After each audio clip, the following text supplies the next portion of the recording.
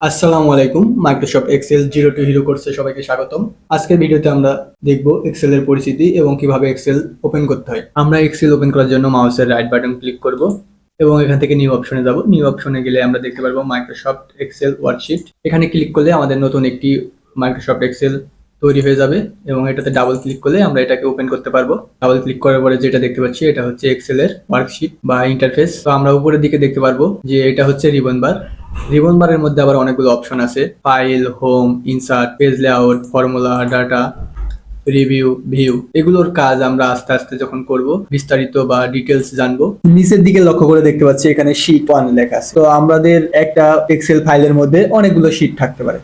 তো আমরা অনেকগুলো শীট কিভাবে নেব? এখানে তো শীট 1 আছে, তো আমরা শীট 1 এর পাশে একটা অপশন দেখতে পাচ্ছি। এখানে যদি একটা ক্লিক করি শীট চলে আসবে, আবার ক্লিক করলে আরেকটা আসবে। এভাবে আমরা অনেকগুলো শীট নিতে পারবো। এবং এই যে ফাঁকা জায়গাটা দেখতে পাচ্ছি যে প্রত্যেকটা ঘর, এটা হচ্ছে এক একটা সেল। প্রত্যেকটা ঘরকে এক একটা সেল বলে এবং সেলের একটা নির্দিষ্ট নাম্বার থাকে। যেমন এই সেলটার নাম্বার হচ্ছে B5। এটাকে কেন B5 নামকরণ করা হলো? আচ্ছা, আমরা যে A B C D E F এভাবে যে অক্ষরগুলো দেখতে পাচ্ছি বা অ্যালফাবেট গুলো দেখতে পাচ্ছি, এটা হচ্ছে প্রত্যেকটা এক একটা কলাম। এটা A column, B column, C column, মানে অর্থাৎ নামকরণ করা হয়েছে প্রত্যেকটা কলামের। আর এই যে 1 2 3 4 5 এগুলো দেখতে পাচ্ছি যে সংখ্যা বা নাম্বার দেখতে পাচ্ছি, এটা হচ্ছে প্রত্যেকটা রো।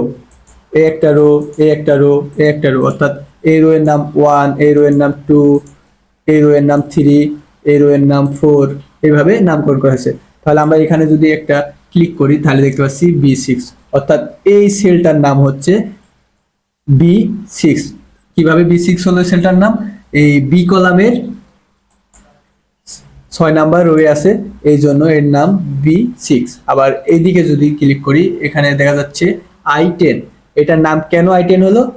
আই নাম্বার কলামের বা আই কলামের 10 নাম্বার রো এইটা। এবং এখানে যে আমরা দেখতে পাচ্ছি এই যে ফাঁকা ঘর, এটাকে বলা হয় ফর্মুলা বার। এখানে আমরা বিভিন্ন ফর্মুলা লিখতে পারি। যদি এখানে একটা ফর্মুলা টানার কথা হয় তাহলে আমরা এখানে সেই ফর্মুলাটা লিখতে পারি, বা প্রত্যেকটা সেলে যদি কোনো ফর্মুলা লাগে তাহলে আমরা এখানে লিখতে পারি। এবং সর্বশেষ আমরা শিখব এই ফাইলটা কিভাবে সেভ করব। তো ফাইলটা সেভ করার জন্য আমরা মনে করেন এখানে অনেকগুলো কাজ করছি, এখন ফাইলটা সেভ করব।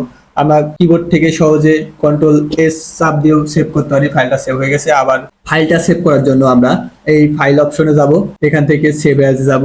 সেভ অ্যাজ থেকে এখানে আসবে এক্সেলটা, এক্সেল ওয়ার্কবুকই থাকবে। এখানে আমরা একটা নাম দিয়ে দিই, যেমন আমি আমার নামটা দিয়ে দিচ্ছি। দিয়ে আমরা কোথায় সেভ করব? আচ্ছা, আমরা এটা ডেস্কটপে সেভ করি।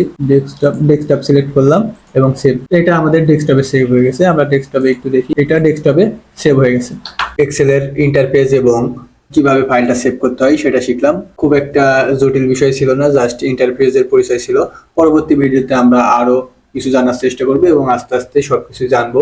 এক্সেলের রিবন বারের সব ইন্টারফেসের ডিটেলস এবং এক্সেলের সম্পূর্ণ ডিটেলস জানবো। তো আমাদের পরবর্তী ভিডিও দেখার জন্য আপনাদেরকে আমন্ত্রণ জানানো যাচ্ছে।